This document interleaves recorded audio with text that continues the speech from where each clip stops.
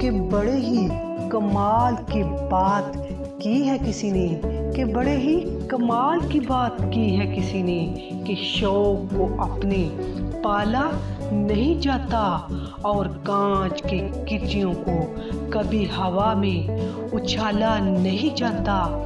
मिल जाती है मंजिल कोशिश करने से, हर बात को किस्मत के भरोसे टाला नहीं जाता। ये जिंदगी है, इससे प्यार करो। अभी रात है तो सुबह का इंतजार करो।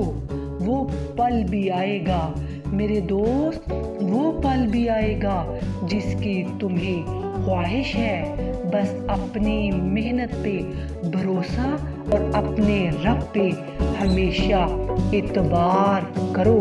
यकीन मानो, जीत तुम्हारी पक्की है।